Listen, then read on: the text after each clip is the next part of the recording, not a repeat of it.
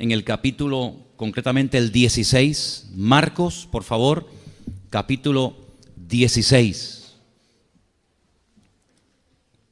Quiero que sigamos la lectura a partir del versículo 9. Marcos capítulo 16, versículo 9. Los evangelios cuentan la muerte y la resurrección del Señor, y también las personas a las cuales se les apareció el Señor. Como bien saben ustedes, a la primera persona que se le apareció el Señor Jesucristo, una vez resucitado, fue a una mujer, fue a María Magdalena. Sin embargo, el apóstol Pablo, cuando habla acerca de las personas a las cuales se les presentó el Señor, no la menciona a ella. Menciona que se presentó a Pedro, Cefas lo llama él, a los apóstoles, a él. Dice, incluso en una ocasión se presentó el Señor a más de 500 hermanos a la vez, dice, de los cuales muchos viven aún y otros ya duermen. Pero no la menciona María Magdalena. Y eso que fue la primera mujer que lo vio resucitado. Bueno, tengo que decir, hermanos, que eso tiene una explicación. Y es que en aquellos tiempos los testimonios, el testimonio que diera una mujer no era válido, no se aceptaba. No se aceptaban los testimonios de una mujer en juicios ni en ningún otro terreno. Por lo tanto, teniendo en cuenta la costumbre de la época, no es que la menosprecie, pero Pablo no la menciona simplemente por eso. Por eso menciona hombres, menciona el grupo de 500 personas, etc. Pero yo quiero que prestemos atención a esta porción, que si bien es cierto, y lo digo por si en algún momento te lo dicen, que desde el versículo 9 hasta el final no fue escrito por la pluma de Marcos, aunque están en el Evangelio de Marcos. El Evangelio de Marcos realmente termina en el versículo 8. Fue otra persona, después seguramente de la muerte de Marcos, el que escribió desde el versículo 9 al 20, como algo que añadió al Evangelio como una conclusión. Y dice el texto así: habiendo pues resucitado Jesús por la mañana, el primer día de la semana, apareció primeramente, ahí lo veis, a María Magdalena, de quien había echado 7 demonios. Algunas personas a veces les he oído que dicen que María Magdalena fue prostituta. Bueno, yo nunca he leído eso, pero sí lo he oído. Y lo he oído a veces de personas que comparten la palabra utilizando este texto u otro, que María Magdalena era prostituta. La Biblia no dice eso. La Biblia lo que dice es que era una persona, una mujer, que tenía problemas con demonios, concretamente 7, y el Señor la liberó. Yendo ella, lo hizo saber a los que habían estado con él, que estaban tristes y llorando. Ellos, cuando oyeron que vivía y que había sido visto por ella, no lo creyeron. No lo creyeron. Porque la costumbre, repito, era no aceptar nunca el testimonio de una mujer. Ella no estaba mintiendo. Ella no estaba diciendo algo fuera de la lógica o de la verdad, sino que simplemente ningún hombre en aquella época iba a aceptar el testimonio de una mujer. Era simplemente la costumbre, ni más ni menos. Por eso dice el versículo 12, pero después se apareció en otra forma a 2 de ellos, que iban camino yendo al campo. Yendo fueron y lo hicieron saber a los otros, y ni aun a ellos creyeron. Entonces vemos que esto ya no es cuestión de rechazar el testimonio de una mujer por el hecho de ser mujer, es que rechazaban el testimonio de todos, tanto de mujeres como de hombres. Y estamos hablando de los discípulos, no estamos hablando de gente de la calle, de los romanos, de los escribas o de los fariseos. Estamos hablando de que los discípulos del Señor no creían que había resucitado, porque primero, ni esperaban que resucitara, y en segundo lugar, tampoco aceptaban el testimonio fuera de una mujer o fuera de un hombre de que había resucitado. ¿Cómo se puede ser discípulo de Cristo y ser incrédulo? ¿Cómo se puede llamar uno creyente y dudar de la palabra, de las promesas de Dios? ¿Ocurrirá eso hoy en día? ¿Existen hoy en día cristianos, seguidores de Jesucristo, que tienen problemas con la fe, que no terminan de aceptar y de creer lo que dicen las Escrituras? Bueno, aquí tenemos un ejemplo. Permítame que sigan leyendo, versículo 14. Finalmente se apareció a los 11 mismos, estando ellos sentados a la mesa. Y ahora viene lo fuerte. Y les reprochó su incredulidad y dureza de corazón, porque no habían creído a los que le habían visto resucitado. Tenían un problema muy grave. Les costaba creer, les costaba aceptar el testimonio de las personas que le habían visto resucitado. Ahora, hay un capítulo que se ha leído parte de él en esta tarde, que es el capítulo 15 de Primera de Corintios, que es un capítulo, digamos, monográfico. Es un capítulo que habla fundamentalmente de la resurrección de los muertos. No solamente de la resurrección de Cristo, sino de la resurrección de los muertos a nivel general. Y yo me preguntaba, ¿por qué Pablo dedicó todo un capítulo a hablar de la resurrección de los muertos y también, lógicamente, de la resurrección de Cristo? ¿Es que no estaba claro en aquellos tiempos tan cercanos a estos acontecimientos que el Señor Jesucristo había resucitado?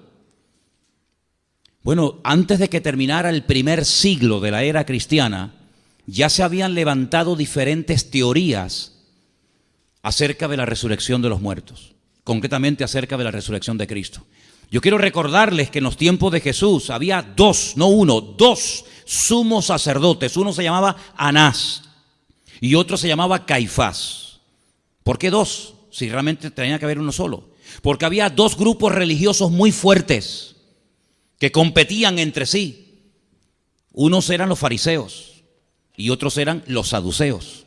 Los fariseos sí creían en cuestiones espirituales como ángeles, en la resurrección de los muertos. Pablo utiliza este argumento, ¿se acuerdan? Cuando un día está presentando testimonio.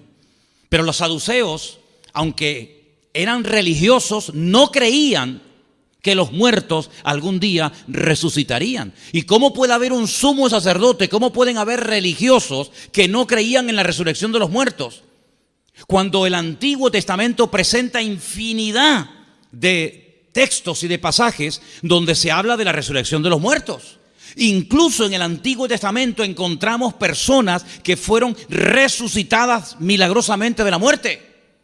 Bueno, el profeta Elías es un hombre que oró una vez por una persona muerta y el Señor lo resucitó. El sucesor de Elías, es decir, Eliseo, también oró una vez por una persona que estaba muerta y el Señor lo resucitó. Bueno, pues en la época de Jesús había un grupo religioso muy poderoso, muy influyente, incluso hasta en la política, muy ricos, que formaban parte de la vida religiosa de Israel, incluso del Sanedrín, aquel grupo donde tomaban decisiones de todo tipo, que no creían en la resurrección. Y antes de que terminara el primer siglo de la era cristiana, surgió la idea, bueno, la primera fue que los discípulos habían robado el cuerpo del maestro, ¿se acuerdan? Eso fue lo primero que dijeron los religiosos. No ha resucitado, olvídense de eso. Los discípulos vinieron de noche, robaron el cuerpo y le están haciendo creer a la gente que Él ha resucitado. Eso fue lo primero referente a la resurrección. Pero lo siguiente que se dijo es que Él había resucitado, pero no realmente físicamente, sino como una especie de algo espiritual, algo etéreo, algo que no comía ni se podía tocar, algo como una especie de nebulosa.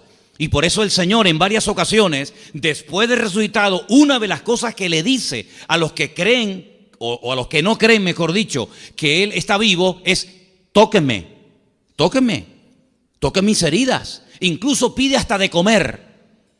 Y no es que tuviera necesidad de comer, pero lo hace como evidencia, como señal de que verdaderamente no es una alucinación, no es producto de la imaginación, sino que es producto de un cumplimiento de una palabra profética, que el Señor Jesucristo moriría conforme a las Escrituras y también conforme a las Escrituras resucitaría al tercer día. ¿Cuántos dicen amén? Ahora, el apóstol Pablo pone mucho énfasis en el tema de la resurrección. Y yo me alegro muchísimo de que en nuestras Biblias tengamos un capítulo entero sobre este tema. Capítulo 15 de Primera de Corintios. Y yo he hecho una pequeña lista de 10 puntos de lo que podía haber ocurrido si Cristo no hubiera resucitado entre los muertos. Primera cosa que hubiera ocurrido es que Él hubiera pasado por mentiroso. Porque Él mismo dijo que iba a morir y Él mismo dijo también que iba a resucitar. Si simplemente el Señor Jesucristo murió, que efectivamente murió, pero no resucitó al tercer día, era un mentiroso. Pero cuidado, no solamente Él era un mentiroso, sino que las escrituras que citaba avalando que Él iba a resucitar tampoco gozan de ninguna credibilidad. Es decir, con todo mi respeto lo digo, ni siquiera la Biblia sería creíble, porque uno de los textos que se menciona para enfatizar la resurrección, la necesidad de la resurrección de Cristo, es el Salmo 16. Y permítame que les lea unos versículos muy interesantes de este Salmo. El Salmo 16, a partir del verso 9, dice: se alegró por tanto mi corazón y se gozó mi alma. Mi carne también reposará confiadamente. Y ahora viene un texto increíble. Porque no dejarás mi alma en el Seol. En el Antiguo Testamento se menciona la palabra Seol, que es lo mismo que se menciona en el Nuevo Testamento por la palabra Hades. O sea que uno está en hebreo y otro está en griego, pero es lo mismo. Seol o Hades es el lugar de los muertos. Dice: ni permitirás que tu santo vea corrupción. No se va a corromper tu santo, tu siervo, tu hijo. Esto no se escribió referente a David, porque en un mensaje que se da en el Nuevo Testamento, les recuerdo cuando Pedro en el día de Pentecostés se pone en pie y él presenta argumentos acerca de lo que allí está pasando. Él dice: hermanos, el cuerpo de nuestro queridísimo rey David está entre nosotros hasta el día de hoy.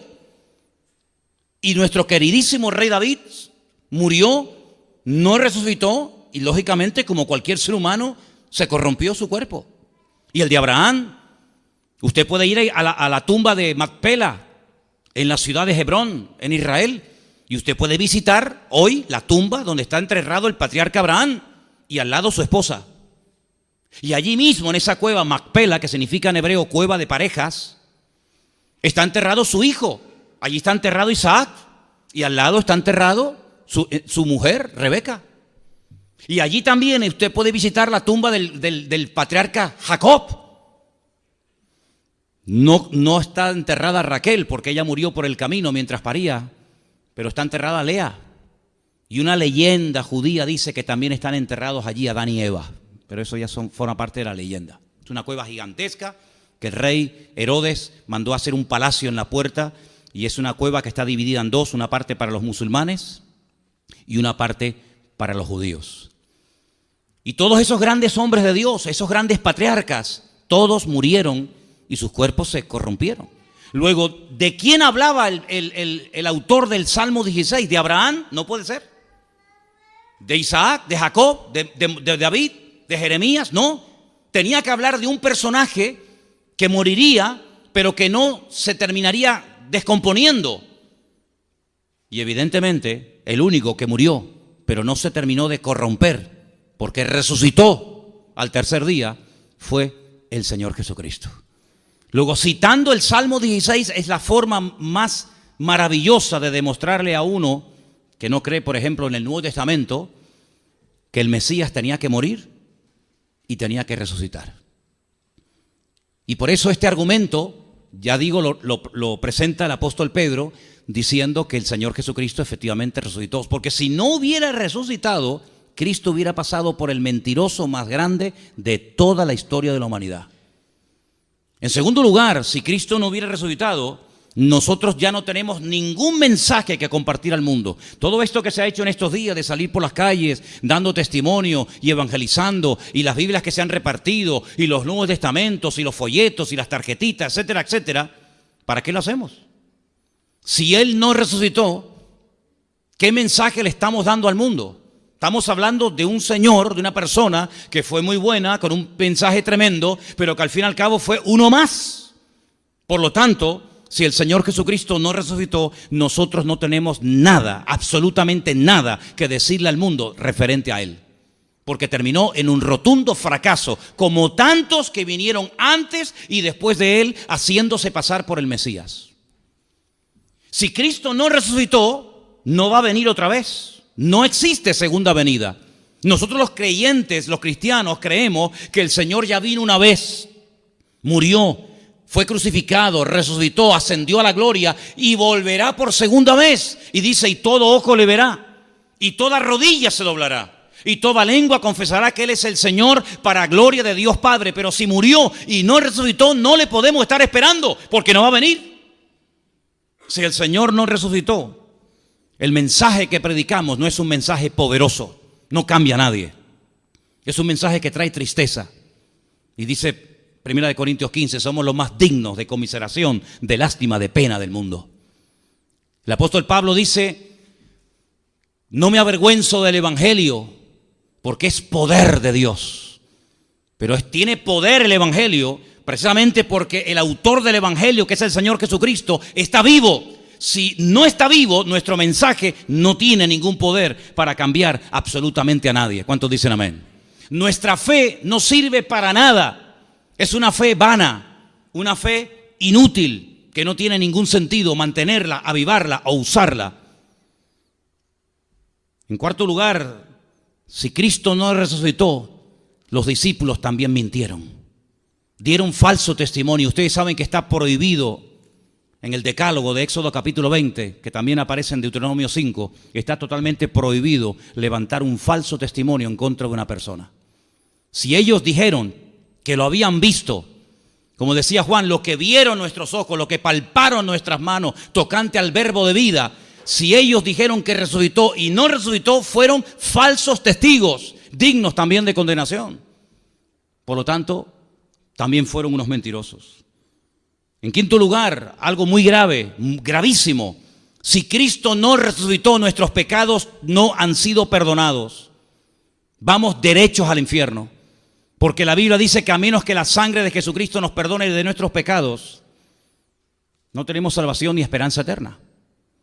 Si Cristo no resucitó, todavía seguimos siendo pecadores. Y el día que muramos, en vez de ir a la presencia del Señor, iremos directamente al infierno por la eternidad. Si Cristo no resucitó, los que murieron y fuimos a enterrarlos a cementerios y lloramos y le dijimos hasta pronto, hermanos, hasta pronto, queridos hermanos y amigos, que murieron con aquella esperanza y nosotros con aquella esperanza de volver a reencontrarnos con ellos o con ellas, ni van a resucitar ellos, ni se salvaron, y encima nosotros estamos creyendo en una mentira, creyendo que nos vamos a volver a reencontrar con nuestros hermanos que murieron o nuestros familiares en Cristo, y cuando no van a resucitar. Fíjate qué grave es, qué tragedia si Cristo no hubiera resucitado. Si Cristo no resucitó, queridos hermanos, nuestras oraciones no se pueden seguir haciendo en el nombre de Cristo, porque Él nos enseñó a orar en su nombre al Padre, y todo lo que pidiereis al Padre en mi nombre, lo recibiréis para que mi Padre sea glorificado a través de ello. Si Él no resucitó, no podemos orar por gente necesitada, como enfermos o problemas de tipo espiritual o de la índole que sea. No podemos ir por el mundo predicando el evangelio a toda criatura en nombre de un muerto. No tiene sentido. No tiene ningún sentido. Si Cristo no resucitó, todas las personas que sufrieron martirio y siguen sufriendo martirio hasta el día de hoy, gente crucificada, gente quemada, gente apaleada, devorada por las fieras en el circo romano, hermanos, murieron de hambre, aserrados, de todo. ¿Para qué tanto sufrimiento y tortura? Para morir en vano por un muerto, por alguien que no resucitó. Terrible. Si Cristo no resucitó, todo el Nuevo Testamento es una gran farsa. No tiene ningún sentido tener 4 evangelios, Mateo, Marcos, Lucas, Juan. No tiene ningún sentido leer el libro de los Hechos, porque es falso. Es una novela basada en ciencia ficción. Eso de que fueron por todo el mundo predicando el evangelio, resucitaban los muertos, se sanaban los enfermos, etcétera. Todo eso es un cuento. Las epístolas paulinas, ¿para qué las queremos? ¿Para qué queremos las cartas de Juan, de Pablo? ¿Para qué queremos el Apocalipsis? Si Él no resucitó, ¿para qué lo queremos? Si las profecías al fin y al cabo después no se van a cumplir. Si Cristo no resucitó, vivimos creyendo en una mentira y estamos perdiendo el tiempo. Pero ¿saben una cosa, queridos hermanos? Nosotros sí tenemos un mensaje que darle al mundo. Nosotros sí podemos seguir orando y predicando y sufriendo por la causa del evangelio si hace falta. Nosotros tenemos esperanza, nuestra fe no es en vano, nuestras oraciones llegan a la presencia, al trono del Señor. Los hermanos nuestros que murieron derramando su sangre en cruces, en hogueras o donde sea, y los que mueren hoy y seguirán muriendo, no están muriendo en vano, porque el Señor vive y reina por los siglos de los siglos. Y dice la Biblia que Él nunca más volverá a morir. Y por eso le dijo a María Magdalena: vete a mis hermanos y dile que yo he resucitado. Déjenme que les diga que el texto o la frase donde dice no me toques está mal traducida. Eso no dijo el Señor. El Señor dijo suéltame, no le dijo no me toques. El Señor no le dijo realmente no me toques, sino le dijo suéltame, María, suéltame, no te agarres tanto a mí, que tengo que subir a mi Padre a rendirle cuenta. Eso es realmente la traducción más correcta. No me toques, como si fuera, ¿verdad? Bueno, a mí me ha pasado a veces ir a saludar a alguien y no me toques. Bueno, pues nada, no te toco, no me pierdo nada. Imaginan al Señor, una mujer tan agradecida por el Señor, va temprano en la mañana, no va ni su madre, no va ni Pedro, ni Juan, no va nadie, va ella. Y cuando te voy a tocar y darte un abrazo y decir, Señor, te amo, te quiero, no me toques. No dijo eso realmente, repito, le dijo, suéltame, no te agarres tanto a mí, suéltame, que tengo que subir a rendirle cuentas a mi Padre. Y lo hizo en décimas de segundo, porque al rato ella estaba en la habitación con sus discípulos y les dijo, pasa a vosotros. Mirad mis manos y mis heridas, yo he resucitado.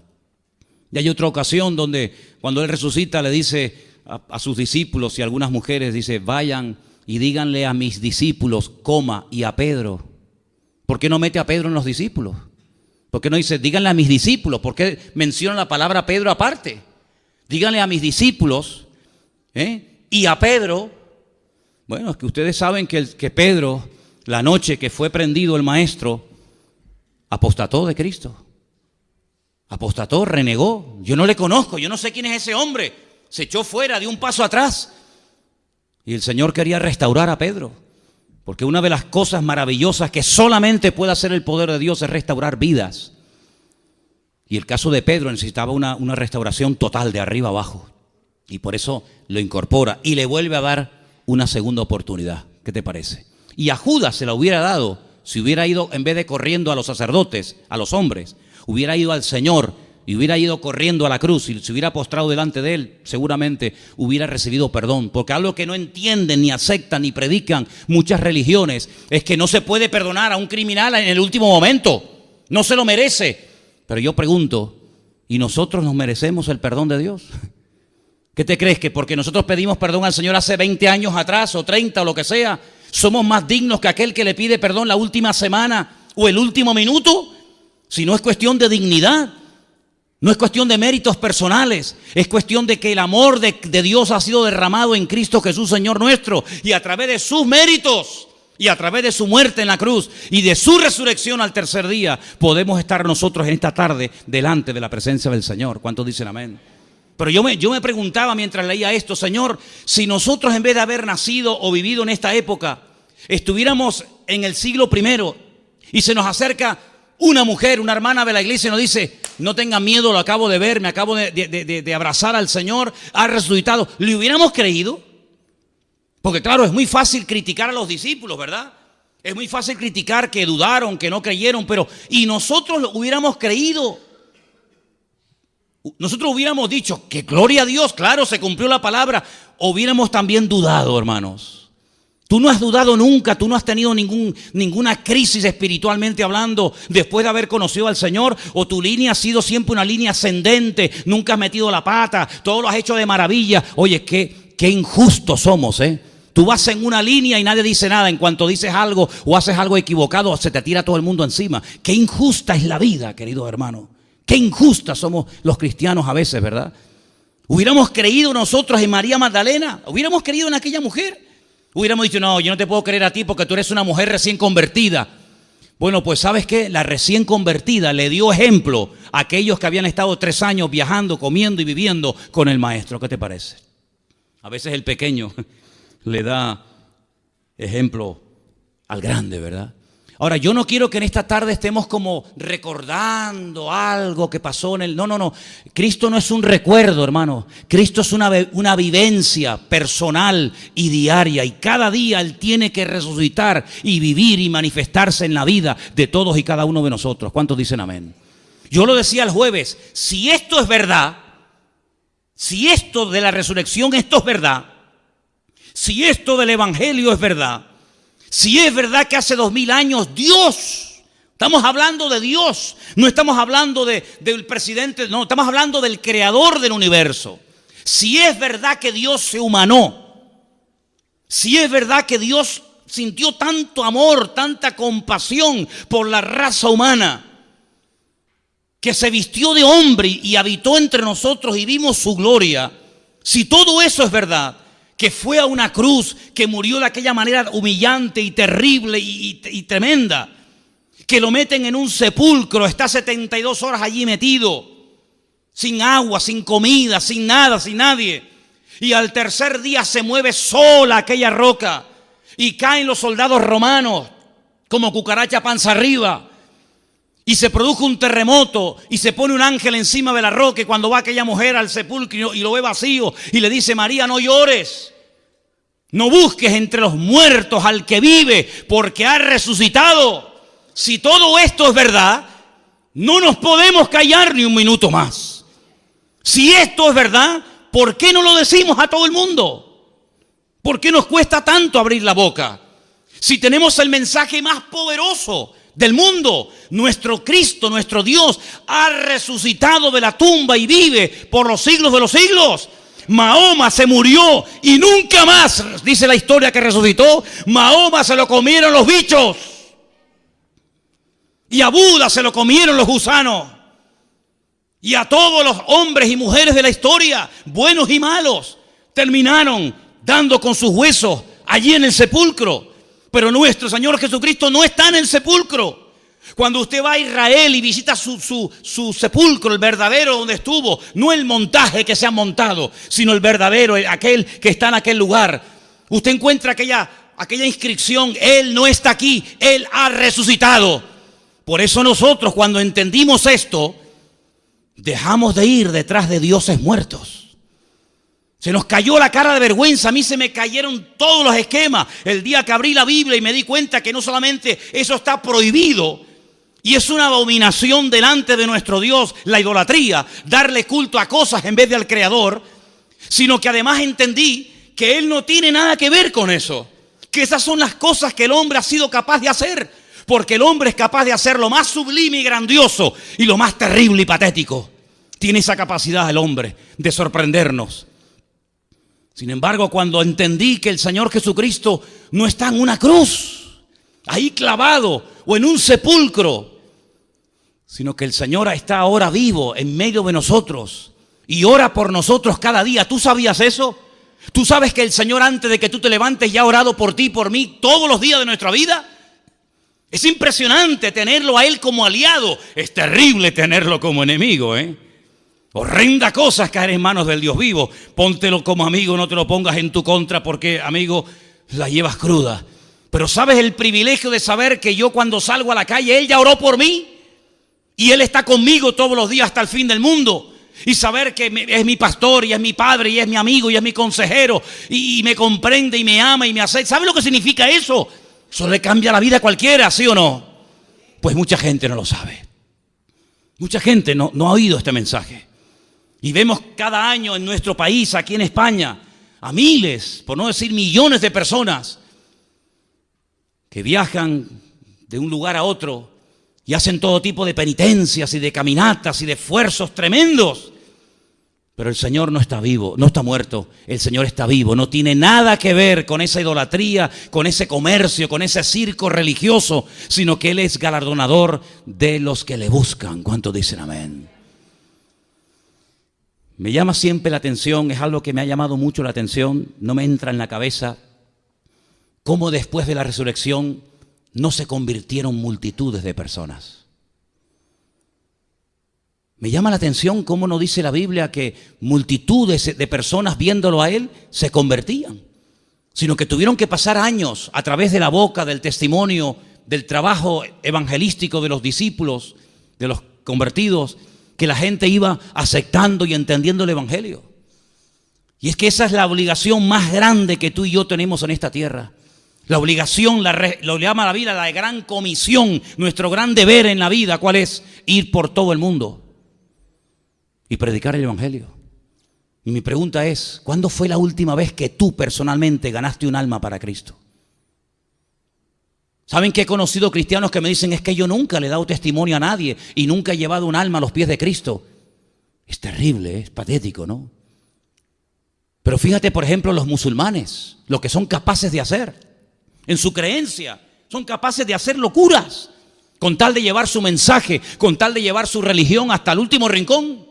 Incluso si tienen que dar la vida, lo hacen. ¿Cuánto más todos y cada uno de nosotros que tenemos un mensaje único en el mundo? No hay ninguna religión, no hay ningún grupo en el mundo que pueda decir lo que nosotros tenemos, que nuestro Señor Jesucristo está vivo y está con nosotros todos los días, de día y de noche. Por eso el apóstol Pablo, ¿cómo no va a dedicar un capítulo entero a la resurrección? Y a decir, hermanos, nosotros tenemos el mensaje más poderoso de la tierra. Decirle al mundo que se reconcilien con Dios. Porque solamente a través del Señor Jesucristo el hombre puede llegar a reconciliarse con Dios. ¿Cuántos dicen amén? Los tiempos se están poniendo muy difíciles y muy complicados. Hemos tenido durante varias semanas algunas clases aquí en la iglesia sobre cuestiones proféticas. Libro de Daniel, libro de Apocalipsis. Y una de las cosas que estamos viendo es que aquellas cosas que hemos leído durante años y años están a punto de cumplirse, si es que no se están cumpliendo ya. Se están hablando con unos términos y con unas palabras y unas expresiones que realmente meten miedo al mundo, ¿verdad? Pero sabemos que el Señor Jesucristo tiene un propósito, tiene un proyecto para este mundo. Y es a través de su iglesia. Y su iglesia somos nosotros. Su iglesia no es un lugar. Su iglesia son los hombres y mujeres que le han entregado su vida a Él. Es que se van a cumplir sus propósitos. Y así como Él está vivo, nosotros tenemos que transmitir este mensaje de vida al mayor número posible de personas. Utilizando todos los medios que el Señor ponga a nuestro alcance. Gloria a Dios por lo que nuestro hermano David nos comentaba acerca de Venezuela. Y gloria a Dios por lo que los chicos han hecho ahora en el puerto de la Cruz. Pero me llamaba una persona estos días y me decía, eso de salir a las calles con cartelitos y con testimonio, eso debería ser lo normal todos los días. Pero todos los días, no solamente porque ahora ha habido un retiro, un campamento en Semana Santa, sino que en cualquier ciudad, en cualquier parque, en cualquier parte del mundo, deberíamos de encontrar a la gente dando testimonio. Si verdaderamente, repito, todo esto es verdad, tendríamos que poner el mundo patas arriba. Pero ¿sabes una cosa? Ellos lo hicieron. Esta gente lo hizo. No tenían internet, no tenían WhatsApp, no tenían nada, pero tenían una pasión por Cristo que la iglesia ha ido perdiendo con el paso del tiempo.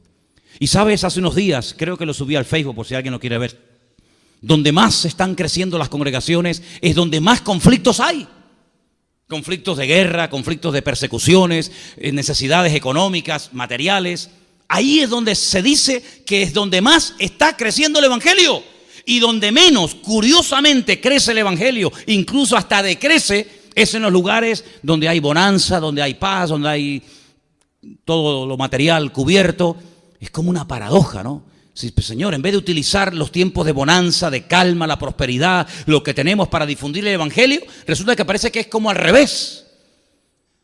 Nosotros estamos a punto de entrar en una nueva etapa, ya lo sabéis, ya lo he dicho en varias ocasiones. Estamos a punto de entrar en una nueva etapa. Antes de que termine el año, si hemos ido en una línea, ahora vamos a ir en otra. El Señor nos está sacudiendo y rompiendo los esquemas. Pero yo estoy plenamente convencido de que estamos en un tiempo en el cual nuestras bocas se tienen que abrir más que nunca. No podemos ser cristianos mudos, hermanos. No solamente el Señor sanaba a paralíticos y a cojos y a ciegos, sino también a mudos. Y yo creo que la iglesia, tú y yo, tenemos que abrir la boca más a menudo. Ese folleto que repartimos, que a lo mejor no ves resultado aparente, esa Biblia, ese Nuevo Testamento o cualquier material evangelístico, si oramos al Señor, podemos ver vidas cambiadas y transformadas por el poder de Dios. Yo quiero terminar contando algunos testimonios de gente que yo personalmente he conocido. Hace años tuvimos en la iglesia a un hermano que nos contó su testimonio impresionante de cómo estaba cumpliendo una enorme condena en la cárcel y estaba totalmente desnudo, encadenado en la cárcel, de lo violento, de lo agresivo que era. Y lo sacaron un día a un culto que se hacía en la cárcel y se le tiró a los guardias y a la gente que estaba allí, incluso a los que estaban predicando, y les arrancó ese famoso Nuevo Testamento azul chiquitito que reparten los gedeones, ¿se acuerdan? Y claro, como son unas hojas tan finas, pues dice que se fumó a los filipenses, a los colosenses, a los tesalonicenses, a los hebreos, se lo fumó todo, claro, un papelito ideal. Pero con las hojas que le quedaron, comenzó a leer la Biblia. Y tuvo un encuentro personal con Cristo, solo en una cárcel, leyendo un Nuevo Testamento. ¿Se puede convertir la gente sola leyendo la Biblia? Claro, no será la primera vez ni la última. ¿Se acuerdan ustedes cuando hace años vino aquel hermano que invitamos de Argentina, un cantante llamado Miguel Cejas? ¿Se acuerdan? Un hombre que tenía unos problemas tremendos en su matrimonio. Ya de hecho vivían separados. Él no sabía que su mujer se había convertido y yo estaba orando por él. Y él, en su desesperación, siendo cantante de un grupo famoso en aquellos años en Argentina, se fue a un hotel para pegarse un tiro en la sien y quitarse de en medio. Pero cuando abre la gaveta de su habitación se encuentra un Nuevo Testamento y comienza a leerlo y cae de rodillas al suelo llorando y acepta al Señor. Es increíble el poder transformador que tiene la palabra de Dios. Escuchaba el testimonio de una mujer que le regalaron otro Nuevo Testamento y ella hacía caramelos caseros y no tenía cómo envolverlos, y con las hojas de aquel Nuevo Testamento comenzó a envolver los caramelos y los ponía en la cesta y los vendía. Y venía la gente y compraba, y siempre había uno que venía y venía y venía y venía y decía: pero es que yo los compro no tanto por el caramelo, sino por las historias tan bonitas que aparecen ahí en esas hojas, porque él quería saber más de aquellas historias. Dice la Biblia: ¿cómo creerán si no hay nadie que les predique? ¿Y cómo predicarán si no son enviados? Cuán hermosos son los pies de aquellos que traen las buenas nuevas, de los que predican el Evangelio de Jesucristo. Como nunca antes en este planeta Tierra hay una necesidad urgente de personas que abran la boca dando testimonio del Señor Jesús. ¿Saben por qué hay tanta tiniebla? Porque hay poca luz. Porque cuando hay mucha luz, las tinieblas se disipan. Cuando aumenta la oscuridad, cuando aumenta la maldad, es porque no son frenadas, no son contrarrestadas con la palabra de Dios. Claro, no me extraña. ¿Cómo no va a pasar uno a insultar? ¿Y cómo no va a gritar el otro? ¿Y cómo no va a pasar uno con el coche a decir barbaridades? Claro, porque la calle, hermanos, se la hemos entregado al mundo, se la hemos entregado al enemigo. Pero tenemos que retomar, tenemos que ganar otra vez la batalla. Y la batalla se gana sirviendo al Señor con oración y predicando la palabra a tiempo y fuera de tiempo. Y termino diciéndoles esto: porque dice la Biblia, vendrán tiempos en los que se amontonarán maestros conforme a sus propias concupiscencias y apartarán de la verdad el oído de mucha gente, y por haberse multiplicado la maldad, dice otro texto, el amor de muchos se enfriará. Pues tenemos la sartén por el mango, tenemos la capacidad, tenemos el poder y la autoridad y la comisión de predicar el mensaje del Evangelio. ¿Y el Evangelio qué es? Que Cristo murió y que Cristo resucitó y que Cristo volverá otra vez. Si lo hacemos, hermanos, Dios va a recompensar y vamos a ver la gloria del Señor en nuestra vida. Proponte cada día dedicar un tiempo a hablarle a gente que no conocen del Señor. Tenemos todavía folletos, me parece, ¿verdad, Margarita? Tenemos todavía muchos miles de folletos. Gloria a Dios por los que se han repartido, pero hay muchos más todavía, ¿eh? Hay ofertas de Nuevos Testamentos a unos 50. Saber que por unos 50 yo puedo regalar un Nuevo Testamento a una persona y salvar de muerte un alma por unos 50 es increíble, más fácil, imposible. Por eso, amados hermanos, aprovechemos el tiempo y digámosle al mundo que Cristo vive y que Él resucitó de la tumba. ¿Cuántos dicen amén? Cierra tus ojos ahí donde estás, por favor. Cierra tus ojos. Hoy estamos recordando los cristianos, la iglesia del Señor en todo el mundo. Estamos recordando el acontecimiento más grande de la historia de la humanidad. La resurrección del Señor Jesús. La muerte es algo tremendo, la crucifixión fue algo impresionante, pero sin resurrección no sirve de nada.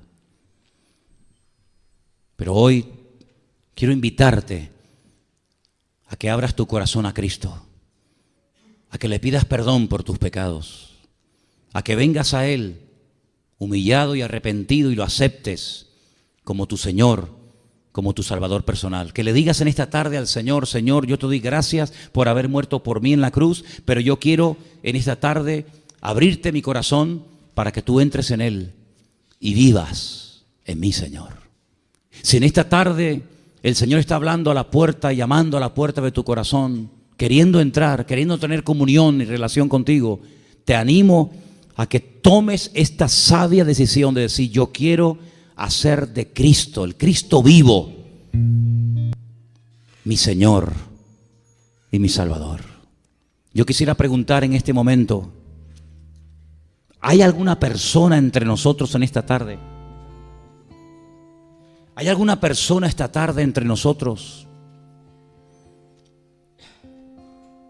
que quisiera entregarle, tal vez por primera vez en su vida, su alma al Señor Jesús? ¿Alguna persona que quiera pedirle perdón al Señor en este domingo de resurrección y decirle al Señor: Señor, yo quiero ser un hijo tuyo, Señor.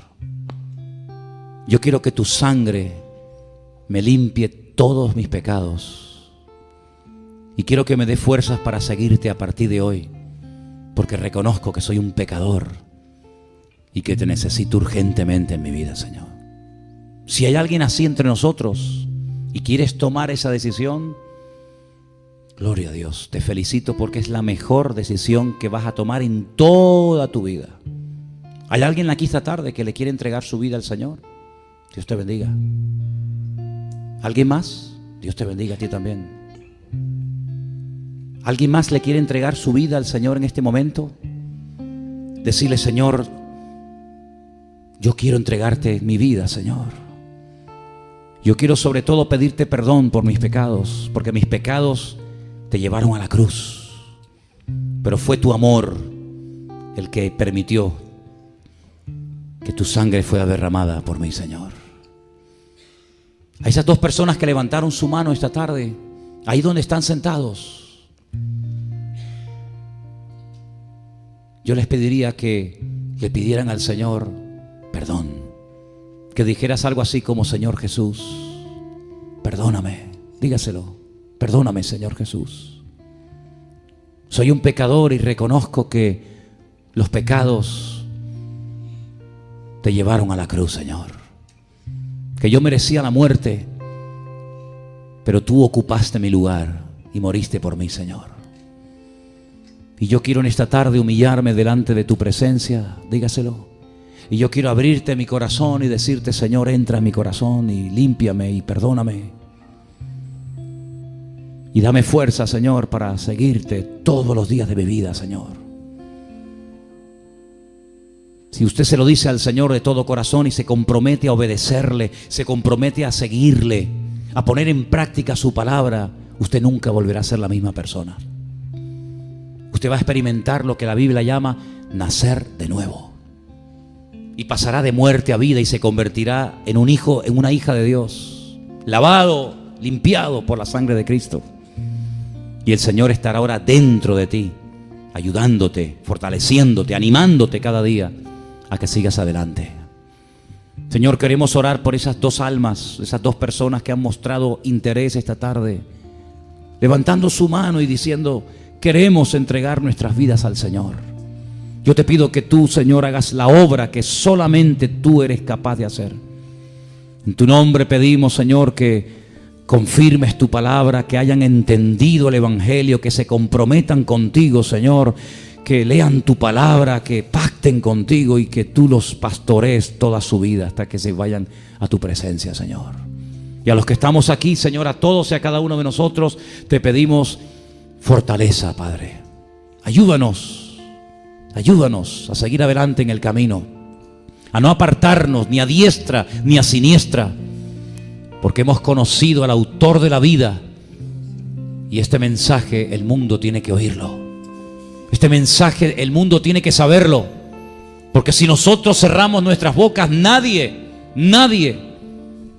lo hará Somos responsables delante de Dios por esta generación. Somos los atalayas que tenemos que advertirle al mundo y predicar tu palabra. Y queremos hacerlo con tu ayuda y con tu bendición, Señor. Fortalécenos, levántanos con el poder de tu diestra. Y oramos para que en esta semana se nos presenten oportunidades para que podamos hablarle a todo el mundo de ti, Señor. Para que la gente te conozca como nosotros hemos comenzado a conocerte, Señor. Gracias, Padre, porque sabemos que tenemos la victoria garantizada. Y tu ayuda está de nuestra parte. En el nombre bendito y poderoso de Jesús.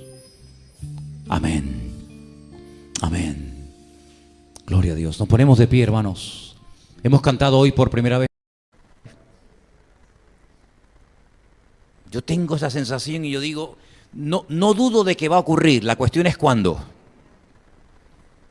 Me decía una persona que entró al rastro ayer, yo no le pregunté absolutamente nada, no es de aquí, es de África.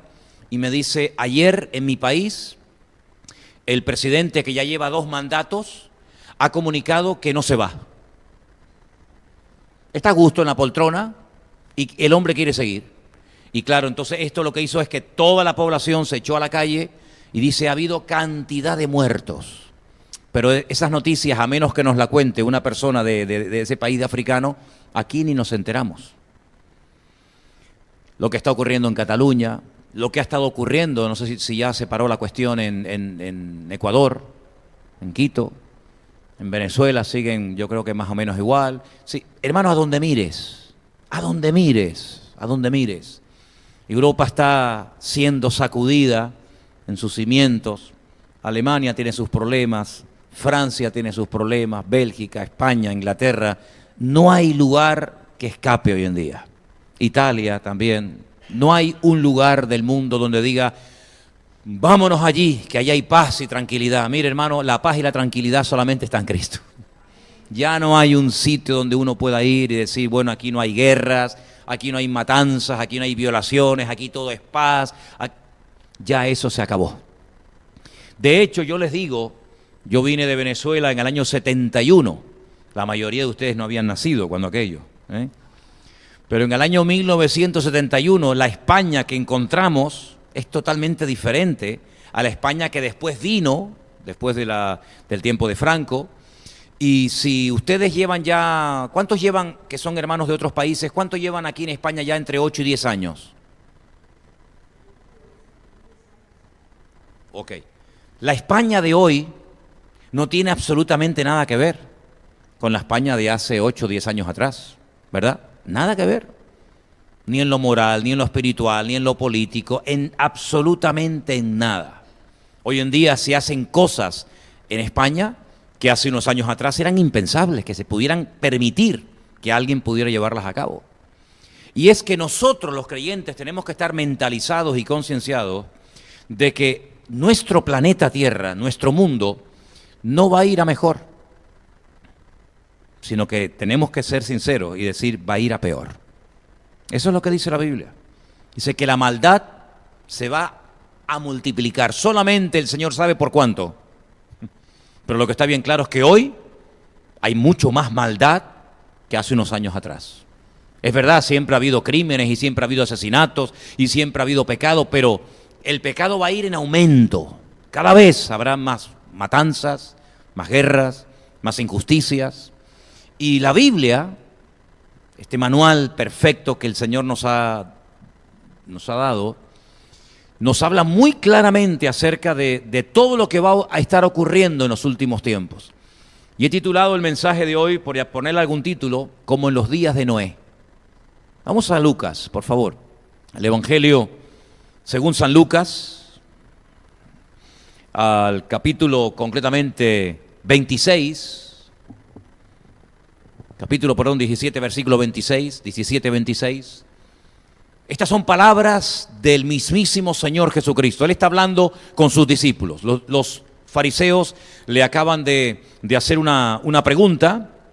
Él le responde a la pregunta que los fariseos le acaban de formular. Pero a continuación los discípulos también tienen preguntas. Y él, respondiendo a sus dudas, respondiendo a sus inquietudes, les responde. Una de las cosas que les dice, antes de leer ese versículo, es que el reino de los cielos, el reino de Dios, no vendría con advertencia, sino que vendría de una forma inesperada. Cuando menos te lo espera, allí vino ya, ¿verdad? Recuerden que no hay contradicción entre lo que acabo de decir y las palabras de Cristo cuando empieza su ministerio, cuando Él dice, el reino de los cielos se ha acercado, pero no se implantó el reino de Dios. De hecho, una de las preguntas que los discípulos le hicieron al Señor el día de la ascensión es, ¿vas a restaurar el reino? ¿Vas a establecer la era milenaria o no? Y dice que el reino de Dios, el gobierno de Dios, ¿vale?, no vendría con advertencia, sino que de un momento a otro, para aquellos que no están preparados, les tomaría por sorpresa. Pero hay detalles, hay datos, hay información muy interesante acerca de lo que va a ocurrir en los últimos tiempos. Y por ejemplo, Jesús dijo, como en los días de Noé, así será también en los días del Hijo del Hombre. Sí, Él dice, bueno, antes de mi venida, él se denomina ahí el Hijo del Hombre, ¿vale?, resaltando su naturaleza, porque eso está en el Evangelio de Lucas. Y el Evangelio de Lucas lo que realza de la figura de Jesús no es tanto su parte de rey, su parte mesiánica, sino su parte humana. Por eso en ese momento él dice, como el Hijo del Hombre, ¿verdad? No dice como el hijo del rey David, ni mucho menos. Dice que va a ser muy parecido, casi idéntico a los días de Noé. Después vamos a ver cómo eran los días de Noé. Pero él da algunos datos muy interesantes. Escuchen, comían, no estaban en ayuno como los de Nínive, que dijeron, no se puede comer, tenemos que estar orando y ayunando porque se nos viene una desgracia encima. No, comían, bebían, es decir, una vida normal, no pasa nada, no ocurre nada, tranquilo. Comamos, bebamos, se daban en casamiento. Esto significa varias cosas. Se daban en casamiento, es que hacían negocios, es un eufemismo. Hacían negocios, intercambios comerciales, yo te vendo las ovejas, tú me compras las telas, yo te vendo esta mercancía. Eso significa, se daban en casamiento, pero también significa el hecho de que planeaban formar familia. Y en aquellos tiempos no es como hoy en día, en aquellos tiempos se unían las familias, llegaban a un acuerdo, se hacía lo que hasta el día de hoy, por lo menos en el mundo religioso judío, se practica, que se llama la ketubá. La ketubá es el contrato matrimonial, ¿sabes? Los judíos ortodoxos, fundamentalmente, tal vez otros también, pero sobre todo los religiosos, hacen un contrato matrimonial que se llama la ketubá, donde el marido se compromete delante de los padres de la chica a una serie de cosas, y si no las cumple, eso tiene carácter legal. Si la novia, o en este caso la esposa, los familiares de la mujer pueden denunciar frente a las cortes rabínicas el hecho de que el marido no está cumpliendo con la ketubá, la parte económica, la parte, en fin, de lo que sea, ¿no? Entonces se daban en casamiento, se llegaban a acuerdos, yo te doy tanto, tú me das tanto, hacemos esto, hacemos aquello. Dice, hasta el mismo día en el que Noé entró en el arca. Ahora, desde que Noé comienza a construir el arca, hasta que entra en el arca con su familia, no pasaron 2 días, pasaron 120 años. Es decir, un tiempo más que suficiente para que reflexionen, para que mediten, para que sopesen lo que yo les he dicho, para que consideren lo que les he estado predicando, lo que les he estado compartiendo, por qué estoy invirtiendo mi tiempo, mi dinero, la vida de mis hijos, sus esposas, en esta megaestructura descomunal, un barco inmenso, que parece que esto es una locura, un disparate, pero ustedes han podido comprobar de que nosotros ya no nos interesa otra cosa en la vida, más que estar involucrados en la obra de Dios, en este caso en un arca, en un barco, y mi esposa está todo el día trabajando, y mis hijos, y mis nueras, y yo también. Es decir, han tenido tiempo más que suficiente para decir, oye, esto va en serio, ¿eh? Esto no es una locura de este viejito que ahora le da por construir un barco en medio del desierto, sino que esto es una advertencia de que esto va en serio. Pues no sirvió de nada. Dice que hasta el último minuto en el que Noé entró en el arca, eso es lo que hacían. Comían, bebían, se casaban, etc. Y vino el diluvio y los destruyó a todos. Asimismo sucedió en los días de Lot. Hablamos un poquito de Lot, más que nada de la mujer también el domingo, que dice que comían, bebían, compraban, vendían. ¿Para qué vas a comprar? Yo pregunto, ¿para qué te vas a comprar la casa de la esquina si mañana va a caer fuego del cielo y la va a destruir? ¿Tú lo harías? Pero es que ellos compraban porque pensaban que no iba a pasar nada. Cuando compro, suelto mi dinero. Es verdad que adquiero una propiedad, pero te ha costado dinero. Pero si sabes que mañana la va a destruir el fuego, la ira de Dios, yo no compro, me llevo el dinero en el bolsillo. Pero ellos compraban, vendían, plantaban. Nadie planta hoy para cosechar mañana, ¿verdad? ¿Por qué plantaban? Porque pensaban que no iba a pasar nada, que tendríamos posibilidad de cosechar dentro de unos meses. Edificaban.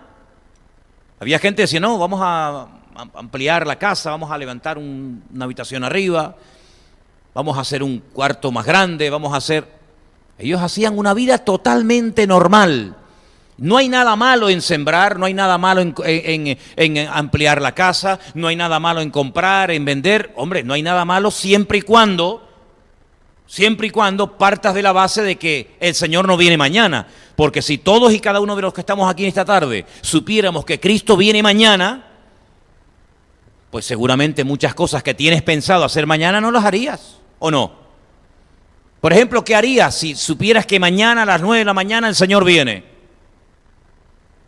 Nuestra vida sería completamente diferente, pero ellos seguían exactamente igual, llevando una vida totalmente normal, porque ellos pensaban que no iba a pasar nada, que eso de que la ciudad va a ser destruida por la ira de Dios, eso es un cuento. Este extranjero que ha venido aquí no tiene derecho, no tiene autoridad de decirnos a nosotros, los que vivimos en Sodoma y Gomorra, cómo tenemos que comportarnos y cómo tenemos que vivir.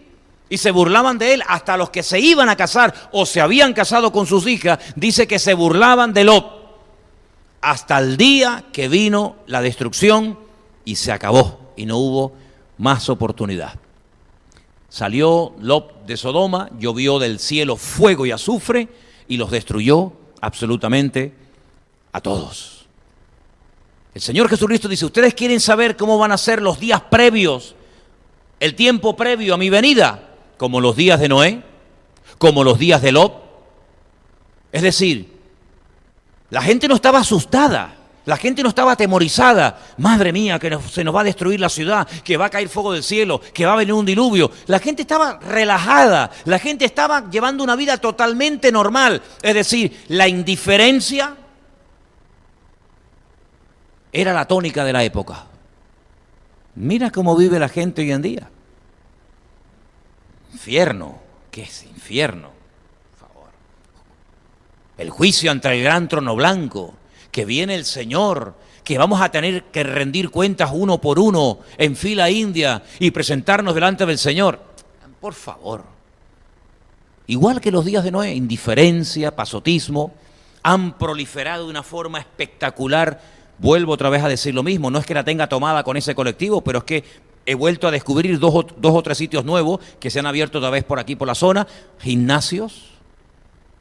Venga gimnasio, venga machacarse, y venga musculatura, y venga pesas, y venga los botes esos que se comen de la basofia esa, y venga no sé qué. El hedonismo es la típica vida de la cultura griega, ¿verdad? Una indiferencia total y absoluta a lo espiritual, pero sin embargo al cuerpo. El culturismo es el culto al cuerpo. El culto al cuerpo se llama culturismo, ¿verdad? Bueno, pues eso es lo que dice la Biblia que va a pasar en los últimos tiempos. Ahora, vamos a ver qué dice la Biblia acerca de los días de Noé. ¿Cómo le tocó vivir a ese hombre en aquella época? Génesis capítulo 6, a partir del versículo 5 en adelante. Vio el Señor que la maldad de los hombres era mucha en la tierra. ¿Tú ves mucha maldad últimamente o cada vez menos? Porque vamos a ver, ¿cuándo se había oído que las madres matan a sus hijos? Pues eso se ve hoy en día en España, pero casi lamentablemente a diario. Que un padre mate al hijo es un disparate, pero que una madre mate a su propio hijo, eso no lo hace ni la peor bestia. Eso no lo hace ningún animal. Pero el ser humano sí. La maldad en aumento. El año pasado se produjeron en el mundo 44 millones de abortos. 44 millones de abortos. Allí murieron miles de predicadores, de médicos, de cirujanos, de arquitectos, de abogados, personas que podían haber descubierto la cura para el cáncer, para el Alzheimer, personas que podían haber creado un mundo totalmente diferente, terminaron en el cubo de la basura. 44 millones de seres humanos. Y no pasó nada. Y no pasa nada. Porque es una de las señales de los últimos tiempos. Que se le da más valor a la vida de una foca, de una morsa, de una ballena, que a la vida del ser humano. El ser humano autodestruyéndose a sí mismo. Las focas no se matan entre ellas. Los tiburones no se atacan entre ellos. Las ballenas no se matan entre ellas, pero el ser humano sí. El ser humano es capaz de autodestruirse y de hecho lo sabe hacer muy bien. Pues dice que el Señor vio la maldad de los hombres, era mucha en la tierra y que todo designio, toda decisión, toda determinación de los pensamientos del corazón de ellos era de continuo solamente el mal. Se arrepintió, le dolió, por así decirlo mejor, al Señor el haber hecho al hombre y le dolió en su corazón. Y versículo 7, y dijo el Señor, raeré sobre la faz de la tierra a los hombres que he creado, desde el hombre hasta la bestia y hasta el reptil y las aves del cielo, pues me arrepiento de haberlos hecho.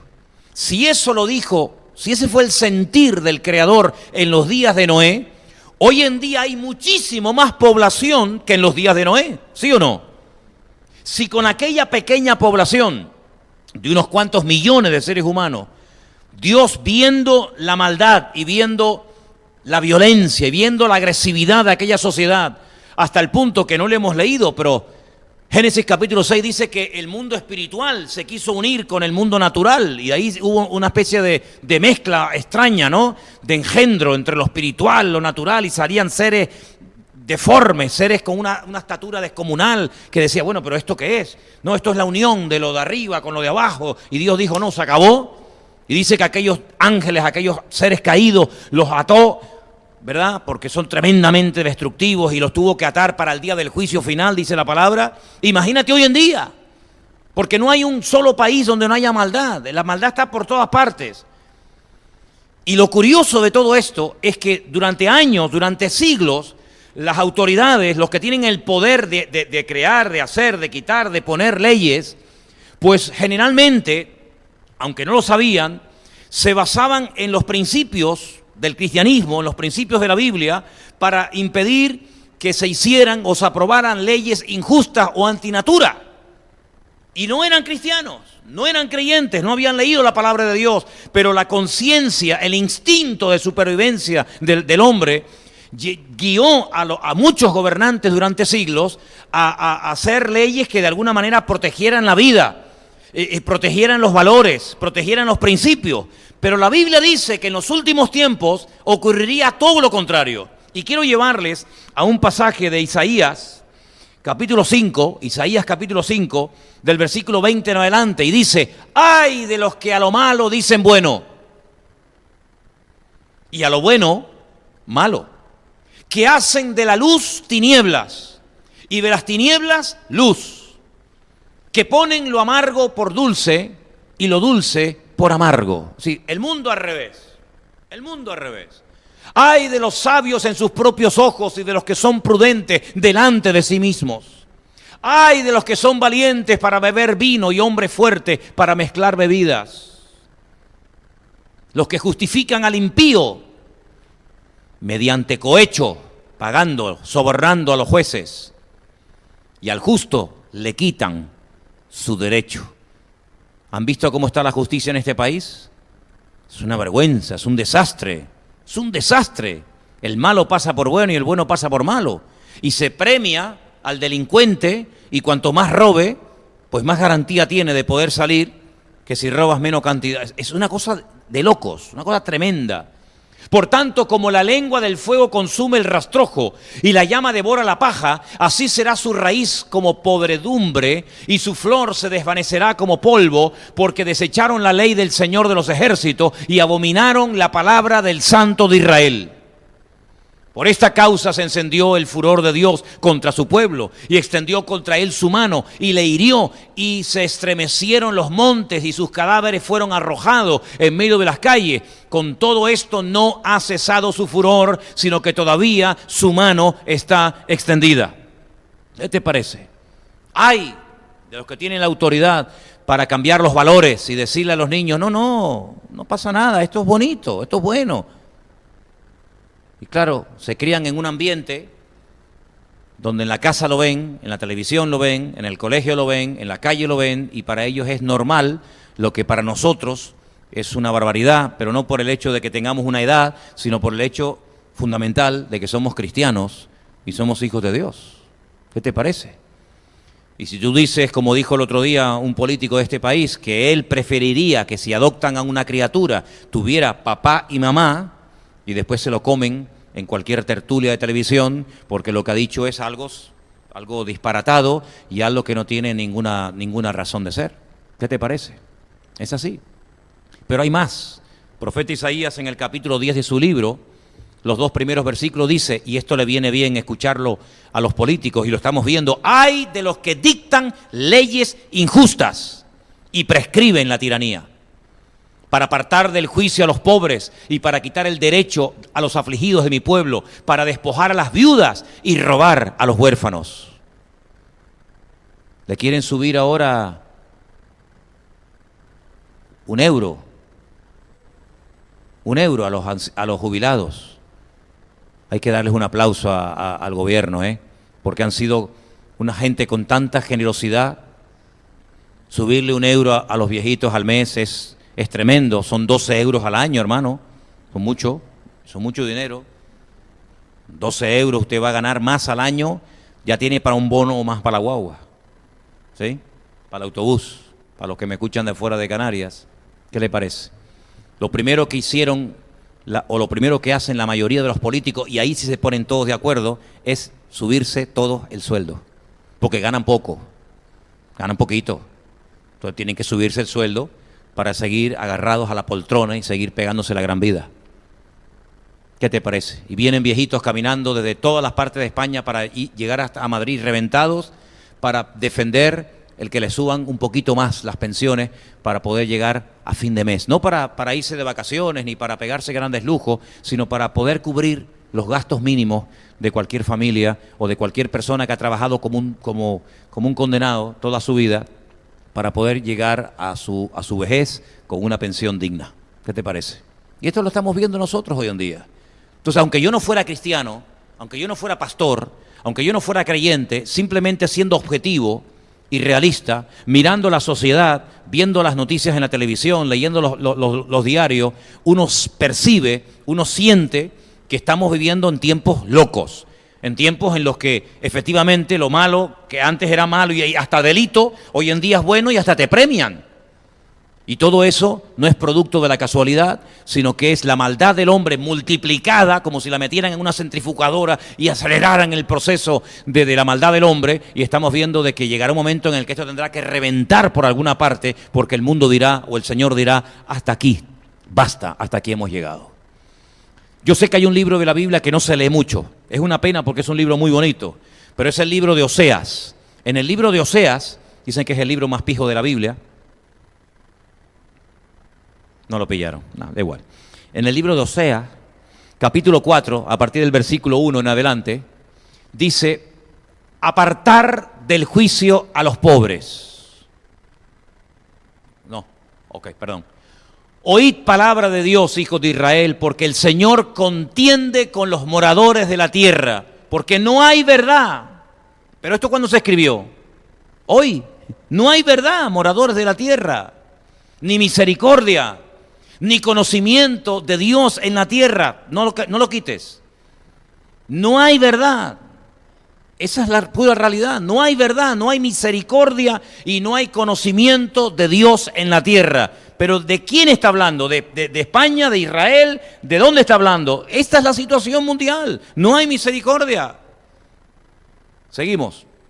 Perjurar, mentir, matar, hurtar, adulterar, prevalecen y homicidio tras homicidio se suceden. Y esto lo escribió Oseas cientos de años antes de Cristo y parece que son las noticias y parece que está describiendo la naturaleza humana de hoy en día. Por lo cual se enlutará la tierra, se extenuará todo morador de ella, con las bestias del campo y las aves del cielo, y aún los peces del mar morirán. Miren el otro día la imagen.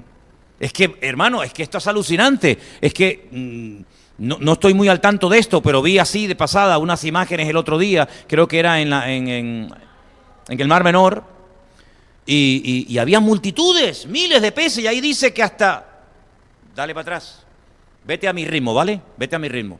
Y aún los peces del mar morirán. Y uno puede decir, pero bueno, eso no ocurrió nunca. Bueno, pues miren la televisión hace unos días, miles y miles y miles de peces. Pobrecitos, ¿no?